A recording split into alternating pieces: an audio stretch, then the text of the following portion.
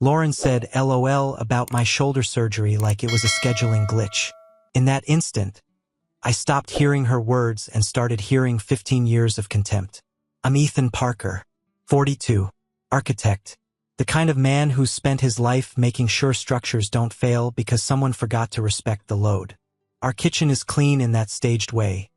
Counters wiped, fruit bowl centered, the whole room pretending we don't live like strangers.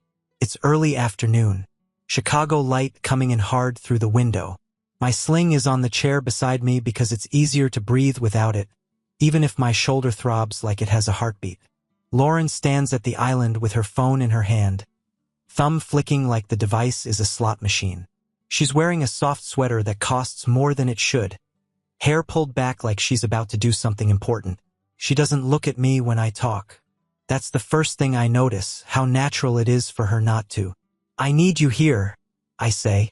Not dramatic, just practical. 2 weeks. That's what the surgeon said. I can't drive. I can't lift anything. I'm going to be on pain meds.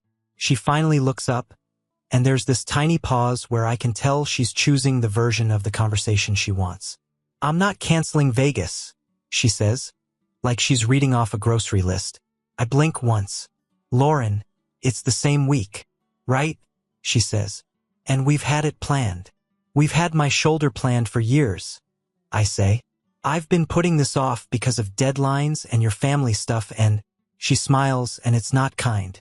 It's a small, entertained smile. The kind someone gives when they think you're being inconvenient on purpose. Put it on the shared calendar, she says. You know I told the girls I'm going. It is on the calendar, I say. It's been on the calendar. She huffs a laugh. A short one, like a bark that's trying to pass as humor. Okay, well, LOL, she says, and her eyes go back to her phone. Lol. Not a word, not even really a laugh.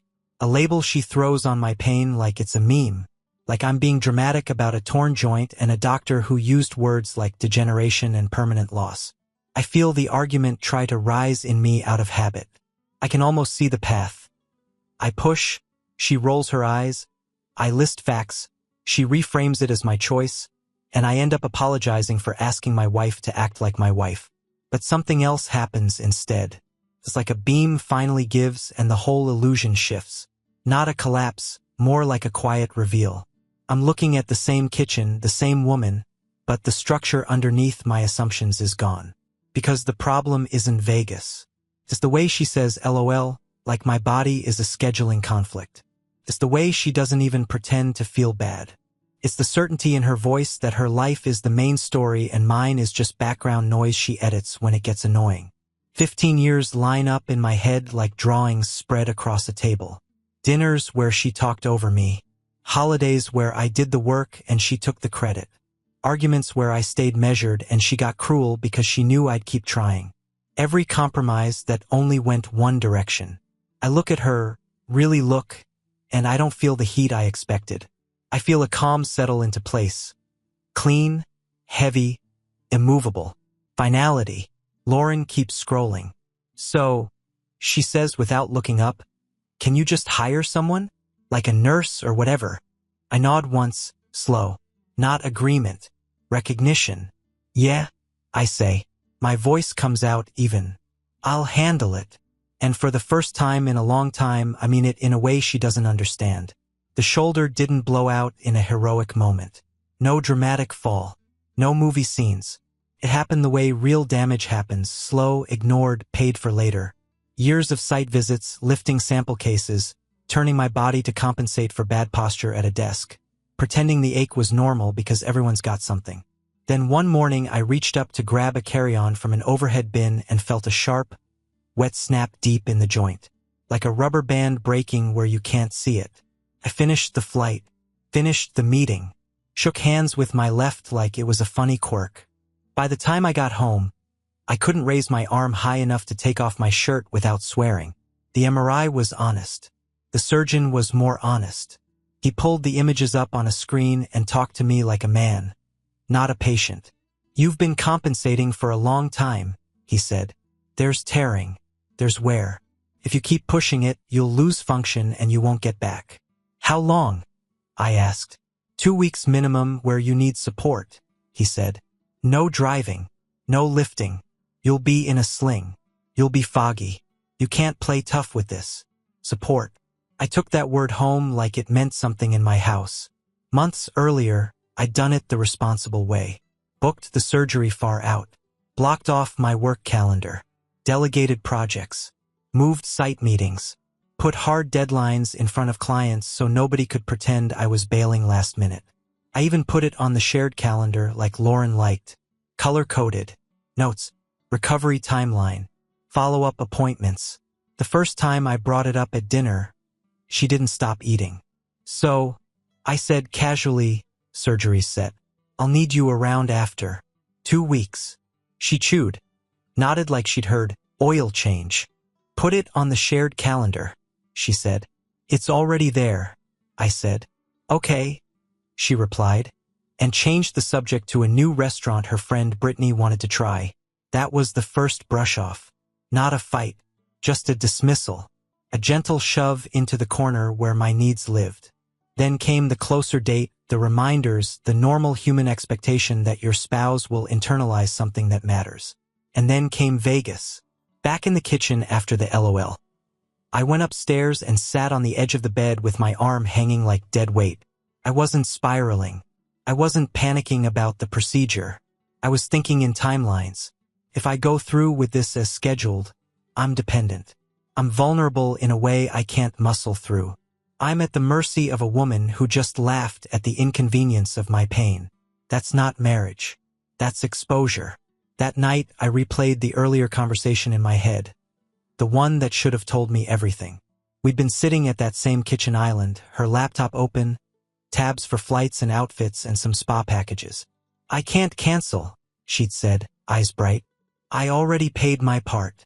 I'm not asking you to cancel because I'm jealous, I said. I'm asking because I'll be recovering from surgery. She'd looked at me then, and the look wasn't confused. It was annoying. You chose that week, she said, like the rotator cuff and cartilage had checked her schedule and decided to be rude. It's been scheduled for months, I reminded her. And Vegas has been planned too, she said. We can't rearrange everything because you decided now is the time. I felt my jaw tighten. Lauren, I didn't decide. My shoulder is wrecked. She shrugged. Clean, careless shrug. Hire help, she said. People do it all the time. Like a nurse, or your sister, or whatever. That phrase hit harder than LOL. Because it wasn't even meant to be mean. It was meant to be efficient. Like outsourcing care was a normal substitute for partnership. In the quiet after she went to bed, I sat at my desk and stared at the surgery packet. Post-op instructions, medication schedule, warning signs, a list of things I wouldn't be able to do alone.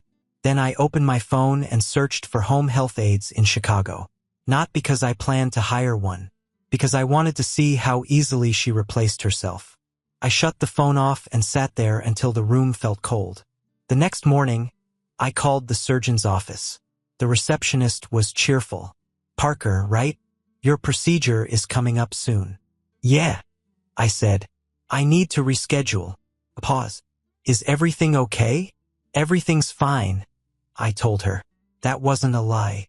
Not anymore. She offered dates. I picked one far enough out to give me room. Room to plan. Room to remove dependency. Room to build support that wasn't built on hope. When I hung up, I felt something sharp and clean in my chest. Not fear. Not relief exactly. Control. Lauren came into the kitchen later, coffee in hand, humming. She glanced at me like I was furniture. You still mad? She asked like it was about tone. I looked up, kept my face neutral. No, I said. I handled it. Her shoulders loosened immediately. The tension she hadn't even tried to hide evaporated. Good, she said. See? That's what I mean. Just be practical. Practical. She thought she'd won an argument. What she didn't understand was I'd stopped arguing. I'd shifted the project. And once I did that, the surgery wasn't the main event anymore. It was the first pivot. Lauren's energy changed the moment Vegas became real. She moved through the house with that pre-trip glow, half distracted, half excited, phone always buzzing, laughter in her throat like she'd already left. Packages started showing up at the door. Shoe boxes, dresses folded in plastic, little luxury bottles that smelled like expensive promises. "Try this," she said one night, holding up a sparkly top like it mattered. I looked at it the way you look at a material sample you're not going to use. "Nice," I said. She didn't notice the difference. That's the thing. She didn't notice when my silence stopped sulking and became structured. I kept my face neutral, kept my tone flat. I let her talk about brunch reservations and pool parties and the girls, and I nodded at the right moments like I was still part of the same life. Meanwhile, I started moving like an architect with a demolition plan. Not reckless, not emotional, methodical. The first call was to a financial advisor I trusted for years, Mark Heller. Not a flashy guy, quiet competence. The kind of man who talks in percentages and risk, not fantasies. I met him downtown in his office, a room with no personal photos and a view of the river that made everything look expensive and controlled. He didn't ask me how I felt. He asked, "What's your exposure?" I slid a folder across his desk. Joint accounts, mortgage, lake property, retirement, credit cards, her spending. He flipped through, eyes scanning, pen tapping once at a line item. "She doesn't know you're here," he said. "No," I replied. He nodded like that was the correct answer. "Okay," he said. "We're going to map it clean. You don't do anything sloppy. No hiding assets. No vindictive moves. Just separation and documentation." That word again, documentation. The language of men who don't lose in court because they don't rely on emotion. He walked me through what was joint, what was separate, what was risky, what was protected. He explained the timing. He explained how quickly a spending spree can become a strategy when someone realizes the ground is shifting. "Start a new account," he said. "Your name only. Move your direct deposit. Keep paying joint obligations so you look stable. We'll build a record that you're reasonable." Reasonable. That was the point. I wasn't trying to scorch the earth. I was trying to stop living on soil that didn't hold weight. The second call was to an attorney. I didn't pick someone from a billboard. I picked someone who'd handled quiet divorces for men with real assets and real reputations. Patricia Trishngwin. Sharp, calm, not impressed by drama. Her office was all glass and matte black, minimal, expensive. She shook my hand like she already understood the assignment. "What's the trigger?" she asked. "She's leaving for Vegas during my surgery," I said. She laughed about it. Trish didn't react theatrically. She just wrote. "And you want divorce?" she said, not as a question. "Yes." "Any kids?" she asked. "No." "Infidelity suspected?" Her eyes flicked up. "Not confirmed," I said. "But the respect is gone. That's confirmed." She leaned back slightly. "Good. We don't need a villain. We need a plan." That sentence hit me like oxygen. She laid out the steps the way a contractor lays out phases. Filing, disclosures, temporary arrangements, asset division, potential mediation.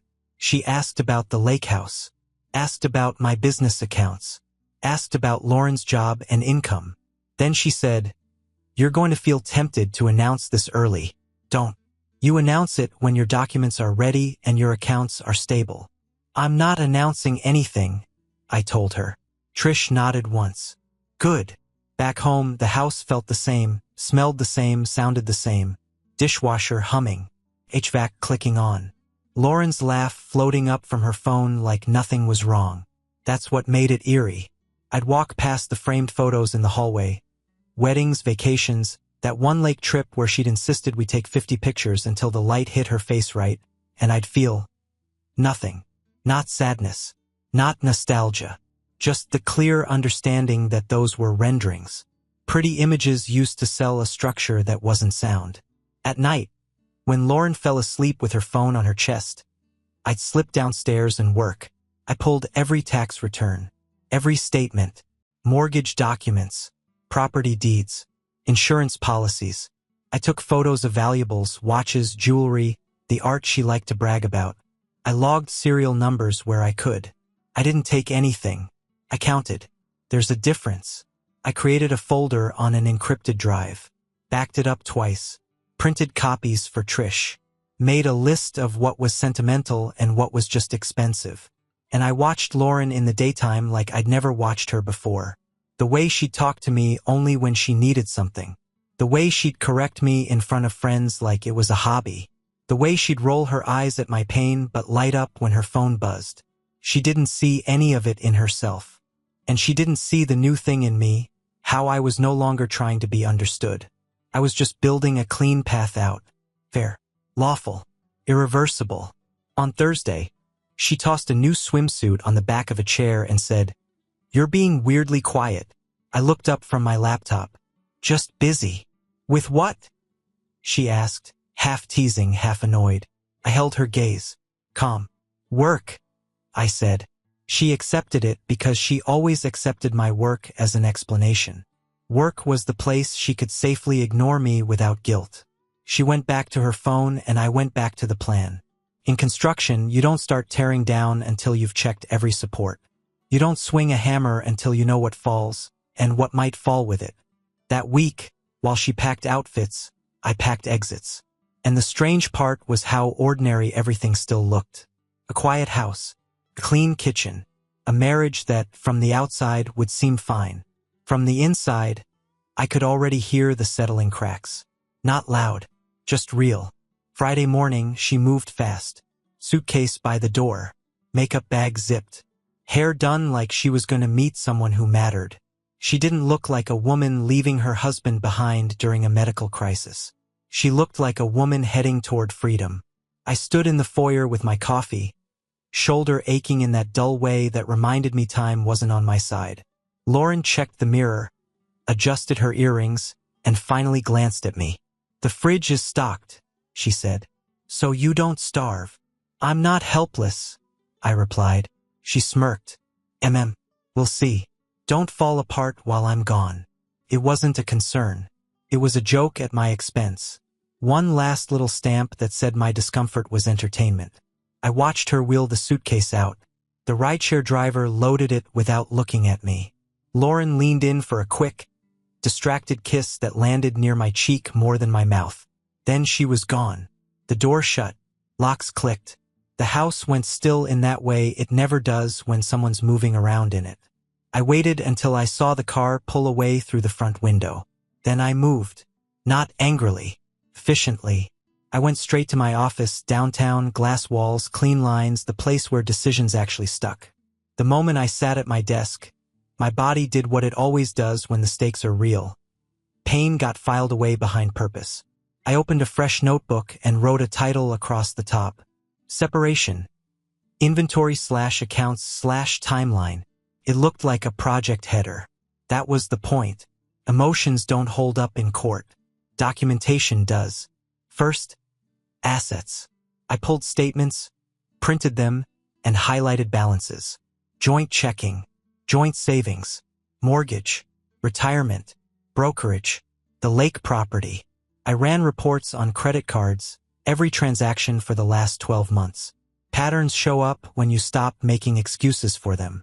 Spikes in spending. Girls' night dinners that cost more than a car payment. Boutique charges. Hotels that didn't match work conferences. I didn't jump to conclusions. I just marked them. Dates. Amounts. Merchant names. Second, property.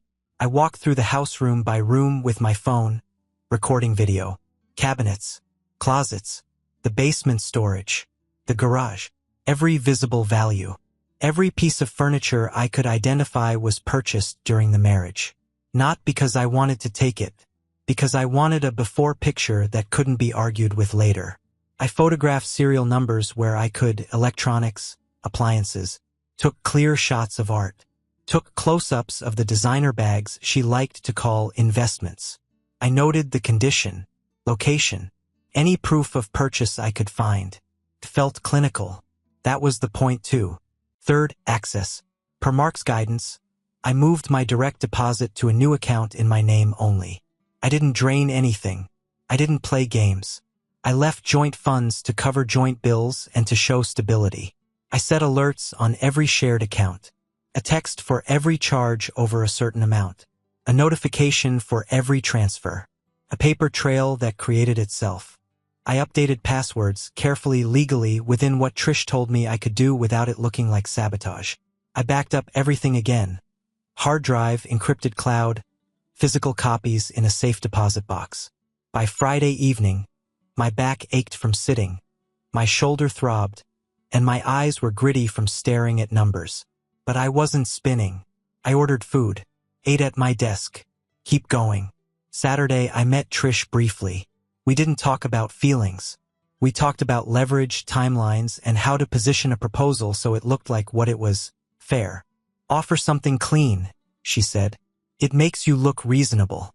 If she rejects it, she's the problem, not you. I nodded.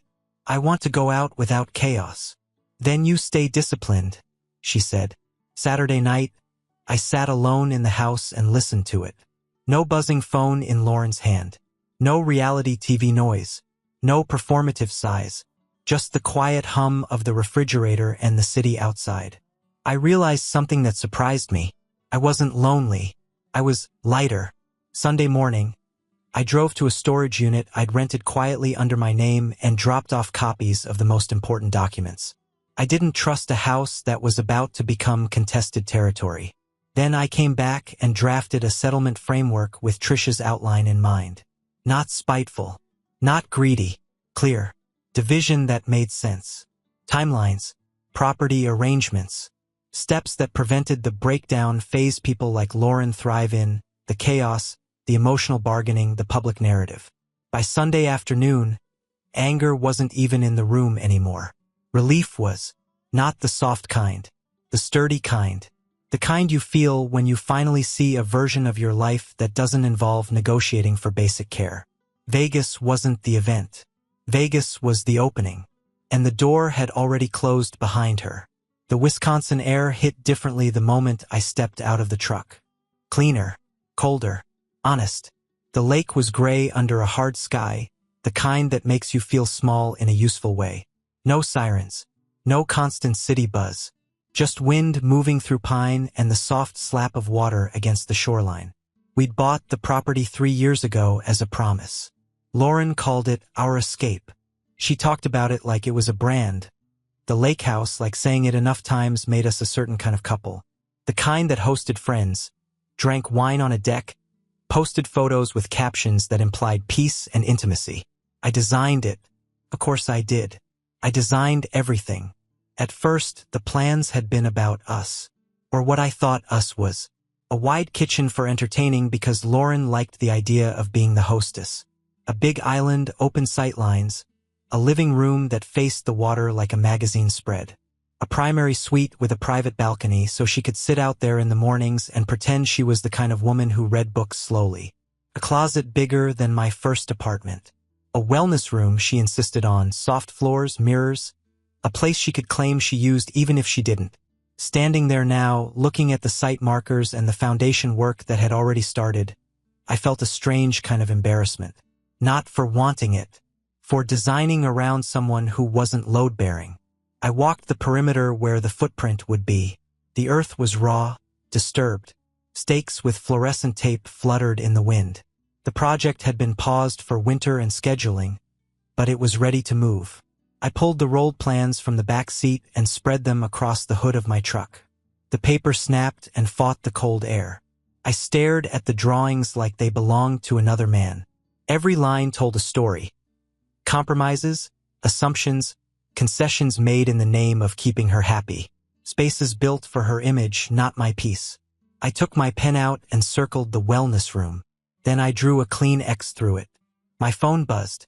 A text from Lauren, probably from Vegas. I didn't open it. Instead, I called Sean Delaney.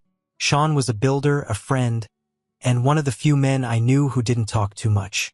He'd built half the houses along that stretch of lake. He'd also seen enough divorces to understand when a man's voice changes. He picked up on the second ring. Ethan. Sean. I said. Plans are changing. A short pause. Yeah. I repeated. I need you up here. Today, if you can. He didn't ask why. He just said, give me 2 hours. When Sean's truck rolled in, he got out wearing a heavy coat and a face that looked carved out of weather. He walked up to the hood of my truck and glanced at the plans. You're serious, he said. I don't do this for fun, I replied. Sean's eyes flicked to my shoulder. Still busted. Still, I said. That's part of why. He nodded once, then looked back down. What's changing? He asked. I tapped the big open kitchen. This stays, but it's not for entertainment anymore. It's for me. Clean lines. Efficient. No showpiece island the size of a stage. He grunted approval. I pointed at the living room. The seating plan gets tighter. I want it to feel like a room I live in, not a lobby. Sean's mouth twitched, almost a smile. Good. I dragged my pen along the primary suite. Balcony stays, but the closet gets cut in half. He raised an eyebrow. I met his eyes.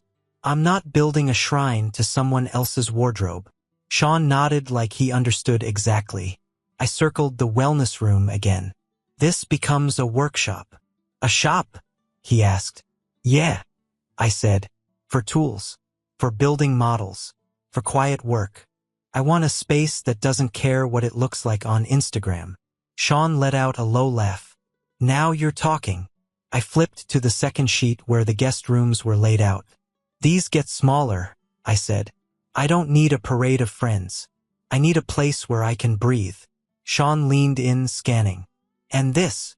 He tapped the section labeled Lauren's office/flex room. I didn't hesitate. Gone. What goes there? He asked. I stared at the blank rectangle on paper where her flex space was. The one she described as a place to write and create. She hadn't written anything longer than a caption in years. My office, I said. A real one. With a door. Sean's eyes stayed on me for a beat. You sure? I didn't have to think. I've never been more sure of anything. We worked like that for an hour, line by line, decision by decision. Sean offered practical notes. Cost changes, timeline shifts, what could be done before spring, what needed permits updated. He didn't try to treat it. He treated it like what it was, a client change order. When we finished, the plans looked leaner, stronger, more honest, less space for performance, more space for living. Sean rolled the drawings back up and tucked them under his arm. I'll get the revisions started, he said. You want me to hold off on anything until you finalize stuff? I want forward motion, I said. No pauses. No waiting. He nodded. Got it. As he walked back to his truck, he stopped and looked at the lake. The place is going to be good, he said without turning around, when it's built for the right person. After he left, I stayed a while longer. The wind cut through my jacket. My shoulder ached. The sky stayed gray, but my mind was clear. I wasn't destroying a shared dream out of spite. I was correcting a design based on new information. Lauren had already left this project. She'd left it the way she left everything that required real effort. By laughing, by dismissing, by choosing herself and calling it practical. Fine. Then I would choose myself too. And the lake house, the thing we were supposed to be building together, would become what it should have been all along. Private future. Built to hold. Lauren came in Sunday night smelling like hotel lobby perfume and victory. Tan, laughing, suitcase wheels clicking on our hardwood like she owned the sound. She talked fast. Vegas was insane, you would have hated it. And kicked off her heels. I didn't stand. I didn't smile. The kitchen table was cleared except for one neat stack and a pen. Sit, I said. Her eyes finally landed on the papers. What is that? Read the top page. She picked it up, still smiling. Then the smile thinned. Are you serious? Yes. She dropped it like it burned. Is this because of a trip? Ethan, don't be dramatic. It's because you said LOL about my surgery. She scoffed. Oh my God, you're punishing me. No, I'm ending it. Her face hardened. You can't just. I can, I said steady. Petitions filed Monday. This is the settlement I'm offering. It's fair. Your lawyer can call mine. She leaned forward, voice sharp. You think you're in control? I met her stare. I've been in control all week. You just got home. She searched my face for the argument, the apology. I gave her neither. I slid the pen. Sign, or we do it the hard way. Caleb's place smelled like motor oil and black coffee. 2-bedroom, clean enough, no softness to hide in. He didn't ask questions when I showed up with a duffel and a calm face. You got a plan? He asked. Yeah, I said. I'm executing it. Lauren's retaliation started before the ink was dry. First came the texts. You're embarrassing yourself. Then you'll regret this. Then the shift into performance. Messages to mutual friends about my mental state, how I was spiraling, how she was worried. Trish told me to save everything and say nothing. So I did. Then the spending began. My phone lit up with alerts, boutique charges, restaurant tabs, a weekend hotel in the city. Not enough to look like fraud at first glance. Enough to be a message. I can still touch you. I called Mark. He didn't react. He just said, lock it down. I canceled the joint cards that weren't tied to essential bills. Left the mortgage and utilities covered. Moved what I was allowed to move. Set tighter alerts. Every click created a record. Lauren escalated when she realized the money had doors now. She started showing up at the house during work hours. Neighbors later told me she'd been loading boxes into her car. Just grabbing my things, she apparently said with a smile. I didn't confront her. I drove by once with Caleb and photographed the trunk open from the street. My camera catching a framed piece of art I'd bought, then a set of kitchen equipment, then a watch case. Click, click, click. Not anger. Receipts. Her lawyer sent a letter full of threats. Claims about marital misconduct, about contested assets, about how I'd abandoned the home. Trish responded with 3 paragraphs and attachments. Facts beat tone. Then I scheduled the surgery, not as a plea for her attention. As a final test, I no longer needed her to pass. My sister, Megan, flew in. She didn't ask me to explain to Lauren. She just showed up with groceries, a spare key, and the kind of steady presence that makes recovery safer. You should have done this sooner, she said, helping me set up pillows. Yeah, I answered. I know. The morning of the procedure, as they rolled me toward the OR, I realized something simple and brutal. I was safer going under anesthesia with my wife nowhere near my life. That wasn't a tragedy. It was information. And once you have real information, you build differently. It was Tuesday afternoon when my phone rang with an unknown number. I almost let it go to voicemail. Recovery makes everything feel distant, like you're underwater. But the number was local, and something in me said the answer. Ethan Parker? A woman asked. Yes. This is Madison Grant, she said. And I recognized the name immediately. Lauren's colleague.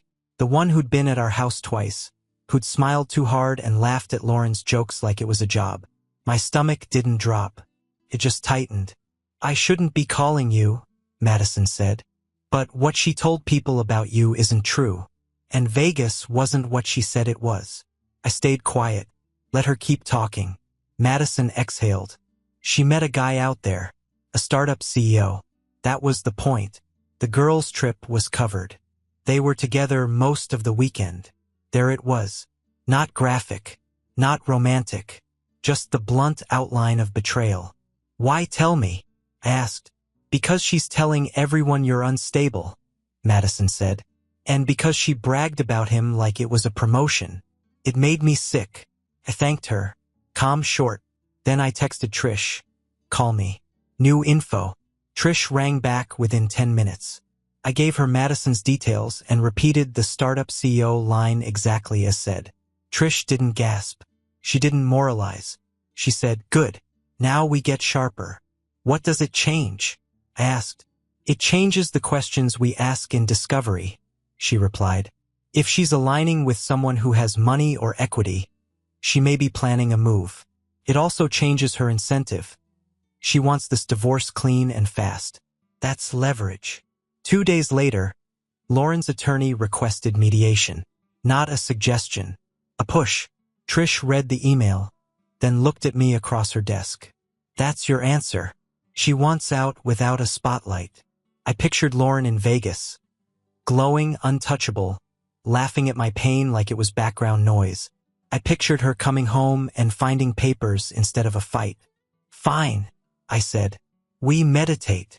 The conference room was cold and professional, the kind of place where people pretend they're reasonable while trying to win. Lauren walked in perfectly put together, hair, nails, posture. She looked like she'd practiced being calm. But her calm had a brittle edge now, like glass that knows it can crack. She didn't say sorry. She didn't ask about my shoulder. She just smiled thinly and said, "Let's get this over with." Trish opened her folder. We can. Hour by hour, we ground it down. Numbers, dates, assets, terms. And by the end, the agreement we landed on looked a lot like what I'd offered at the start, which told me everything I needed to know. Lauren could have been reasonable at any point. She just didn't want to, until she had something else to protect. The judge finalized it on a Wednesday.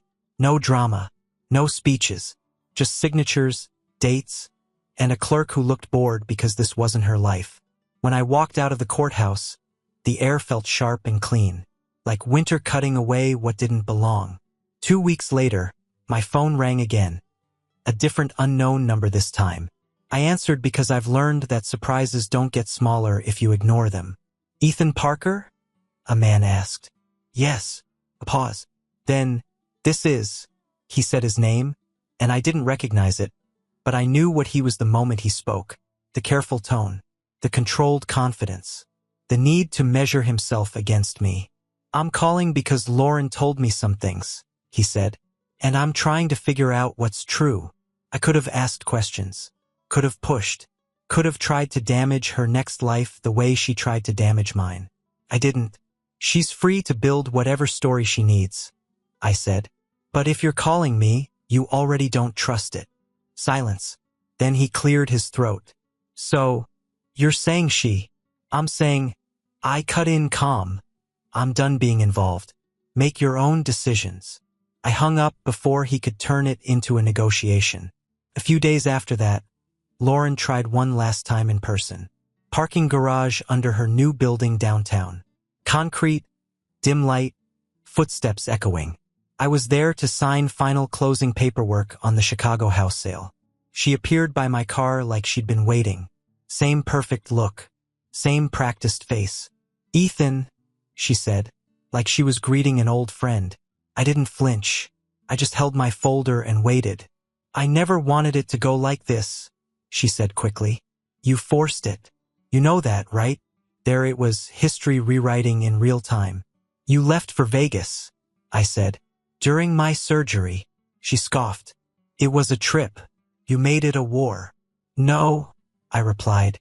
I made it a conclusion. Her eyes flashed. You always had to be right.